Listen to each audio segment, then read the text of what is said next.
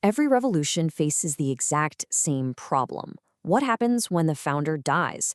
The charismatic leader who started it all. Well, in Iran, that single question has defined everything for the last 40 years, and it's about to be asked all over again. Yeah, this is really the central challenge Iran's been grappling with since 1989, and it pretty much explains the entire path its political system has taken. To really get how they've navigated this, we've got to start with one single idea that everything, and I mean everything, is built on. Okay, so if you want to understand power in Iran, you have to start with this concept, vilayat-e-faqih. Basically, it's the idea that one top religious scholar, a jurist, gets the final say on everything, not just religious stuff, but the entire state. And you have to understand, this was a huge, huge break from centuries of Shia tradition, which for the most part had always said clerics should stay out of politics. All right, so here's how we're going to break this down. We'll start with the revolutionary architect, Ayatollah Khomeini. Then we'll look at the huge crisis that happened when he died. After that, we'll see how his successor, Ali Khamenei, managed to build a completely different kind of power structure. And of course, we'll look at who might be next. And then at the end, we'll pull it all together and compare all three leaders to really see how this regime has changed over time. So, first up, the revolutionary architect. Let's go right back to the beginning, to Ayatollah Ruhollah Khomeini.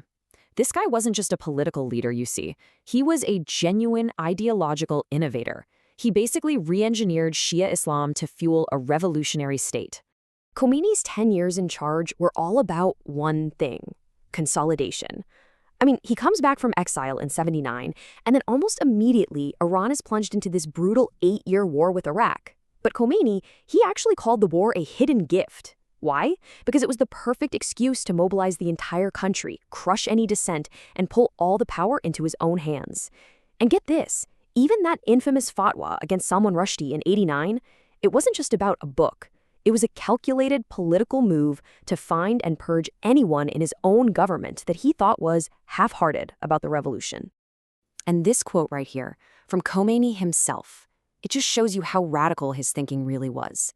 He said, "A jurist's rule has precedence over all secondary ordinances in Islam, such as prayer." Just think about that.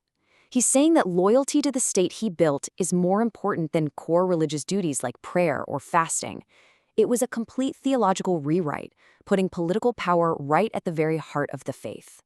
So, when you boil it down, Khomeinism really stands on these three pillars. First, you've got vilayat-e-faqih, that absolute authority we just talked about. Second, this idea that the revolution wasn't just for Iran, it had to be exported globally. And third, and this is really interesting, he took this passive belief about waiting for a messianic figure, the 12th Imam, and turned it into an active mission. The state's job was now to pave the way for his return. So you see, it wasn't just a political change, it was a fundamental rewiring of Shia theology, from being passive to being absolutist. But then, 1989 happens. The architect of the revolution dies.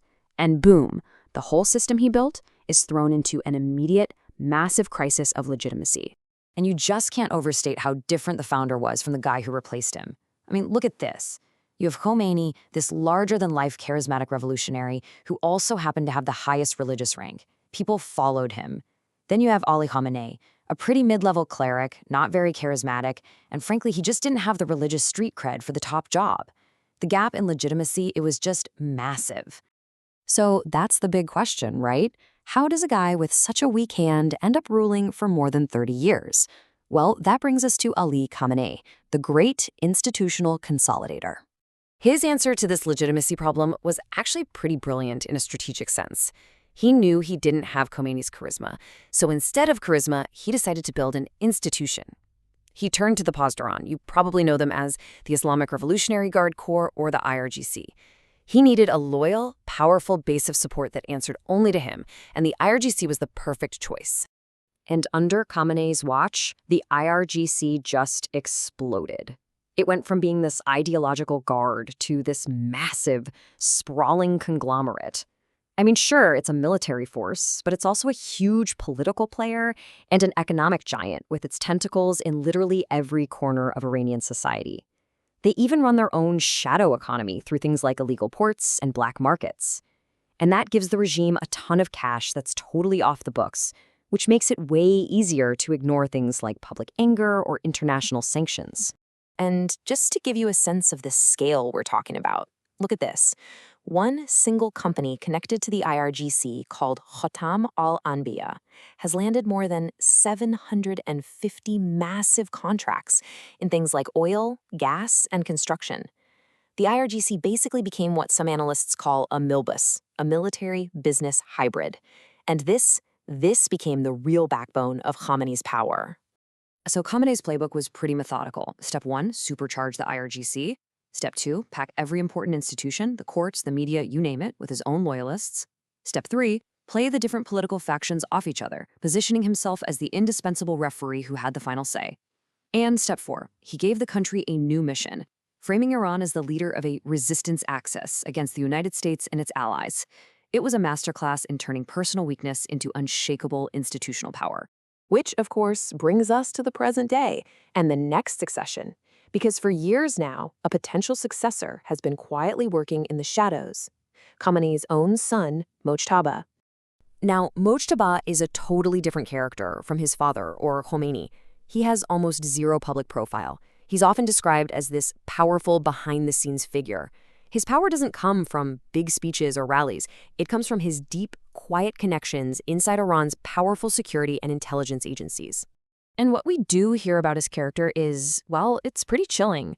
A former classmate of his once said that Mojtaba is more ruthless than his father and is not afraid to kill thousands of people. I mean, that's a pretty stark assessment, and it suggests we could see an even more repressive regime if he ever takes over. So where does all his power actually come from? Well, it's not from giving sermons or winning elections.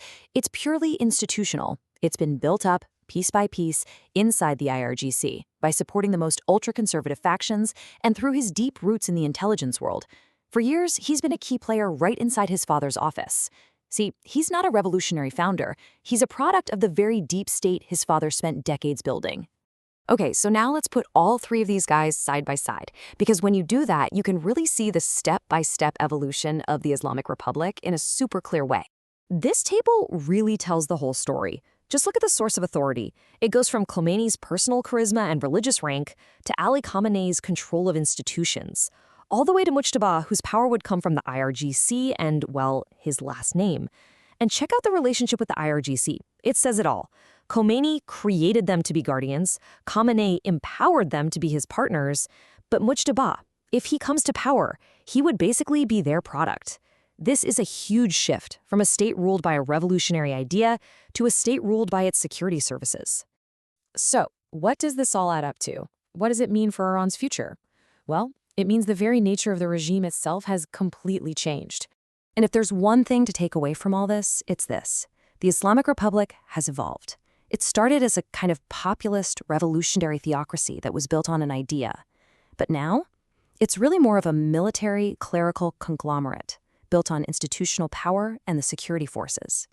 That original ideological legitimacy, it's been slowly but surely replaced by brute force and economic control, all held by a small, unelected elite. Which leaves us with one final, pretty provocative question. If Mojtaba Khamenei does take over from his father, will that be the final step in this transformation? Does a republic that was founded on revolutionary ideals end up becoming a hereditary, military-backed dynasty? Honestly, the answer to that question is what will define the next chapter for Iran.